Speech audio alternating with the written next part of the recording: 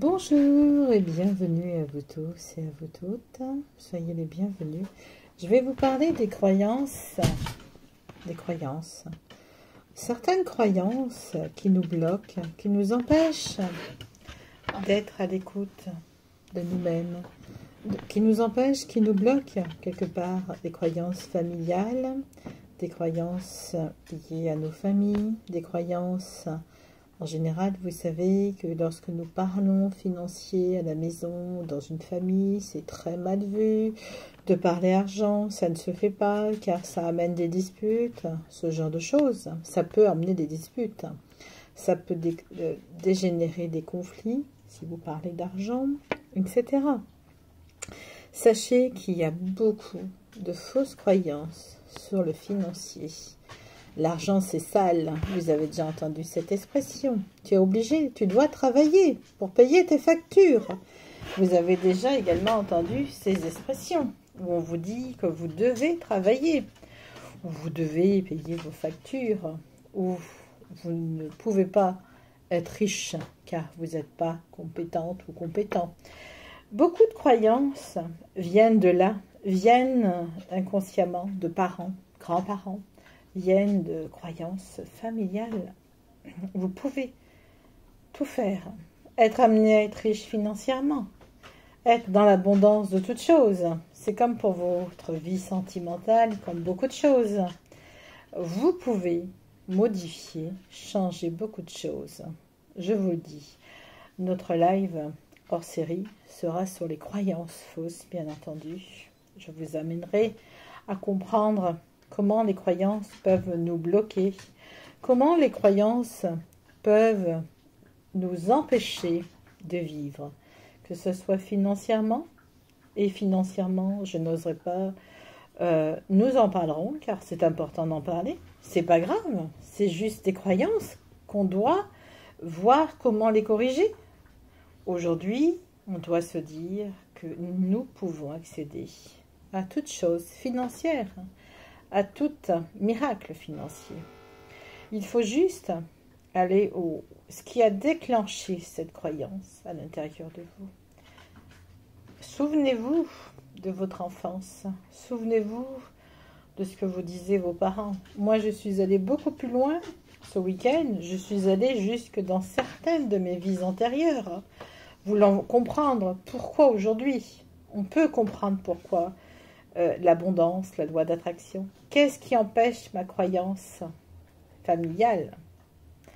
Et quand on comprend la culpabilité, toutes ces choses-là, on peut vivre. Et je peux vous dire qu'après ceci, vous ne verrez plus le matériel comme vous le voyez aujourd'hui.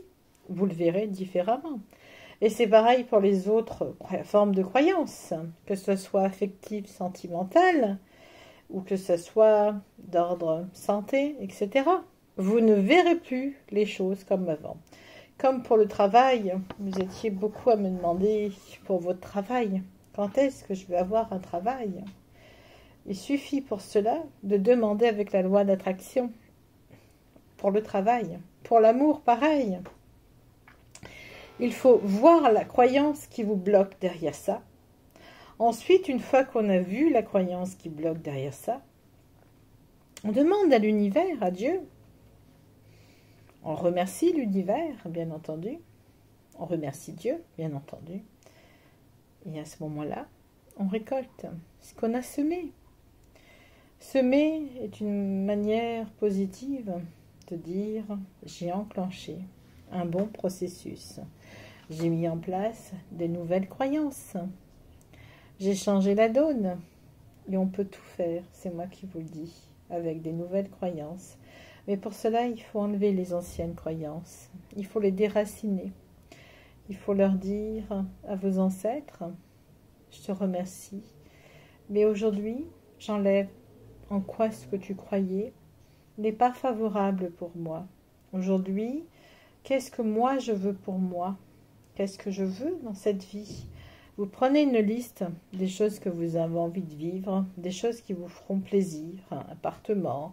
Vous mettez une somme d'argent, vous mettez la somme si vous souhaitez acheter un bien, si vous souhaitez pour payer vos factures. Vous mettez sur cette liste tout ce qui vous vient avec un tarif sur cette liste, tout ce que vous avez besoin pour vivre. Et vous mettez. Et vous verrez que vous récolterez, vous arriverez à obtenir ce que vous souhaitez. Il suffit de ne plus vous limiter, il suffit d'être illimité. Pourquoi je parle d'argent? Car on est dans l'ère financière encore, et on a besoin pour vivre. Et comme les prix sont en train de grimper, et comme vous avez besoin également de faire grimper vos revenus, ceci vous apportera une aide. Une aide. Les prix sont en train de grimper parce qu'ils sont en train de faire grimper. Donc si vous revoyez vos croyances, même si ça coûte plus cher que prévu, vous pourrez l'acheter, car vous aurez l'argent suffisamment pour acheter ce qui vous fait plaisir. N'oubliez pas que l'argent n'est qu'un passeport, n'est qu'un moyen énergétique de passer à autre chose. Si votre croyance se met en place que c'est un passeport, que vous pouvez être riche, que vous pouvez avoir suffisamment pour vivre sur cette terre, si vous vous dites « je suis spirituel, mais je ne peux pas acquérir d'argent », c'est faux. Vous avez besoin de manger, vous avez besoin de vous loger, etc.